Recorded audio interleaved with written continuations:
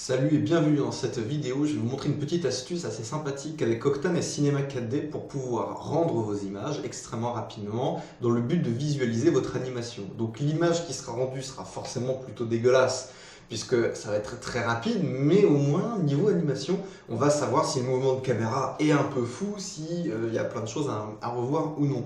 Par exemple l'animation, là j'ai deux petites lampes à l'intérieur qui vont tourner. Est-ce qu'elles tournent à la bonne vitesse ou non? Si là je décide de faire lecture, ça va être trop compliqué de réussir à avoir la prévisualisation, de savoir vraiment si c'est bien ou non. Donc du coup ça fonctionne avec ces 4D aussi, je vous le montre juste après. Alors, donc là j'ai ma scène, j'ai ma caméra qui va bouger, tout ça. Donc une fois que j'ai tout paramétré avec Octane, quelque chose de cool, une fois que je suis prêt pour mon rendu final, on n'oublie pas de mettre le cohérence ratio à 0, sinon ça va clignoter, ça va être absolument atroce. Donc cohérence ratio 0, réglage de rendu, eh bien on va aller sortir un film AVI et on va le mettre quelque part, test, voilà, et on va l'enregistrer. On va pas activer les multipasses parce que ça sert à rien, avec Octane on peut les voir directement. En sortie, on règle la largeur, la hauteur, la vitesse de défilement, etc.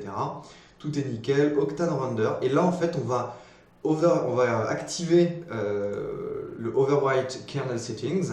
Et dans Max Sample, on va juste mettre 1. Et on va garder les mêmes réglages qu'on a mis. Donc on met vraiment de toutes petites valeurs. Et lorsqu'on va lancer le rendu, la seule chose qui va être longue, ça va être la première frame, puisqu'il va aller charger les maps. Donc là, j'ai des maps 8K, il y en a un peu partout, c'est une scène très très lourde. Donc il charge le tout, et une fois que c'est parti, ça y va. Les images, elles vont prendre 3 à 5 secondes pour les scènes les plus lourdes, et en fonction bien sûr de la puissance de votre ordinateur. Mais très rapidement, en fait, on va du coup avoir notre animation dans le visualiseur de Cinema 4D. Va-t-il nous faire l'honneur de rendre l'image? J'espère. Écoutez, pendant ce temps-là, je vous invite à regarder la scène finale. C'est une petite vidéo que j'ai faite avec 3 scènes.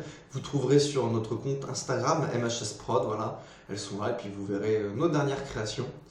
Et je vous invite à nous rejoindre sur mdcommunity.net. Donc c'est un site, un groupe Facebook où tout le monde partage ses dernières créations, etc. Il y a des petites blagues, il y a tout ce qu'il faut. C'est vraiment un groupe très très cool. Je vous invite à venir le rejoindre. Alors voilà, 4 secondes l'image. La première elle est longue parce qu'il charge toute la scène et après c'est parti. Donc effectivement, le rendu est très graineux et il est très sale, mais on a une bonne idée de ce qui se passe un petit peu et on voit la lumière, on voit la vitesse de la caméra, on voit comment tout bouge. Donc c'est vraiment ultra pratique. À ce niveau-là, le petit Octane du coup est vraiment cool. Alors, fort heureusement pour vous, on peut le faire avec Cinema 4D. Donc je vais arrêter mon rendu et je vais aller chercher une autre scène. Voilà, celle-ci. Hop. Et alors, ce qui est intéressant, c'était les flammes. J'ai fait un petit peu de turbulence FD. J'ai mis très grosse valeur pour que ce soit rapide. Mais sinon, vous voyez que le cache, il fait quand même 110 gigabits. Donc on va rendre ça avec C4D, puisque les flammes sont meilleures avec C4D qu'Octane, puisque en fait on va pouvoir bénéficier de l'onglet Subgroup Details avec C4D et ça rajoute énormément de détails et ça on ne l'a pas dans Octane. Donc ça permet d'alléger la simulation et d'avoir quand même énormément de détails. Alors, j'ai ma scène, j'ai tout ce qu'il faut. On va aller paramétrer la sortie. On va prendre quelque chose de pas trop gros. Alors, vitesse de défilement 200. J'ai également mis, donc vous faites CTRL-D pour avoir le projet C4D, en IPS ici 200 pour faire ma simulation de flamme, pour ralentir mon image en post-production et avoir un magnifique ralenti de ma scène. Donc, je le dis pour que ce soit intéressant un tout petit peu après. Je vais enlever mes multipasses, enregistrer film AVI, 8 images secondes, standard. On va mettre ça ici. Test 1, voilà. Canal alpha, je vais le désactiver juste pour le test. Et là, en fait, on va devoir passer en moteur de rendu physique. Et dans le moteur de rendu physique, on va passer en mode progressif. Donc le mode progressif va faire une passe sale dès le début. On n'oublie pas d'enlever l'aperçu rapide, sinon il va mettre beaucoup de temps à le calculer, puis pour ensuite faire une passe qui ne sera pas gardée, donc ça ne sert à rien dans notre cas. Donc voilà, progressif, on va cliquer sur la petite flèche et on va sélectionner le nombre de passes désirées et on va mettre 1. Donc le mode progressif va calculer une passe et c'est la méthode la plus rapide pour avoir une image. Et ça va faire exactement la même chose qu'Octane avec une seule passe. Et comme il aura fait sa passe, il aura terminé, il va passer à la passe suivante et il va tout calculer. Plutôt que d'avoir un nombre de passes infini, etc. Donc voilà, nombre de passes, 1 et on n'a plus qu'à... Alors là, j'ai pas ma simulation. Donc simulation, on va cocher Simulate While Rendering et je rends mon image. Donc là, pareil, il simule le fluide, ça va être un petit peu plus long. Et là, ce qui va prendre le plus de temps sur l'exemple que je suis en train de vous montrer, ça va être la simulation du fluide. Donc il devrait être assez rapide. Donc là, il envoie la scène, tout ça. Première frame est toujours un peu plus longue. J'en profite pour vous dire que si vous allez sur tuto.com, vous trouverez mon compte qui s'appelle donc Sylvain Favre et vous avez un tuto de fou sur Octane Render, un tuto de fou voilà, sur Octane Render par Maxime, un tuto de fou par moi sur Turbulence FD. Vous avez aussi sur Cycle, sur RealFlow, sur comment on appelle ça, sur Cinema 4D, voilà, pour apprendre à déchirer sa race sur Cinema 4D. Je vous montre plein de tricks, donc je vous invite à aller regarder, à jeter un œil là-dessus. Pour vous mettre bien quelques images s'il vous plaît monsieur, voilà. Pour apprendre, donc toutes les images que vous voyez, elles sont dans le pack, elles sont faites de A à Z dans cette formation-là. Et c'est fait pour des néophytes et ce genre d'images-là, vous saurez les faire. Ce genre de modélisation-là, vous saurez les faire. Ça sera du mini-trotting pour vous après avoir regardé ce tutoriel de 35 heures. Donc il y a quand même il y a de quoi se faire plaisir. Alors, Cinema 4D, où il en est?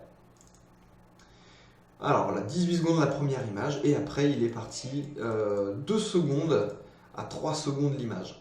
Donc ce que je voulais vous montrer encore maintenant, c'était que ici on a 200 et en fait si je fais lecture, on voit que ça va super vite. Pour simuler le rendu, le ralenti, au lieu d'aller dans After Effects, incorporer votre image, etc., il suffit simplement de mettre 25 images par seconde ici directement. Et au lieu de lire 200 images par seconde, ils vont en lire 25, donc ce sera 4 fois plus lent. Et voilà, vous avez votre résultat. Tiens, ça fait un peu penser à des éclairs dans les nuages. Je ne serait pas un trick à découvrir là-dedans. Et donc voilà, vous avez tout de suite votre rendu et du coup, vous voyez la vitesse à laquelle tournent les roues. Voilà, on voit tout, c'est vraiment nickel. Voilà, donc ça vous permet vraiment de valider toutes vos petites animations. Alors, une dernière chose, Turbulence FD, si vous n'avez pas la même valeur en IPS et en sortie en vitesse de défilement, vous allez avoir des bugs. Si vous avez fait la simulation puis que vous changez ces chiffres-là, la simulation va disparaître. Donc, il faut penser à bien mettre les bons chiffres, puis faire votre simulation.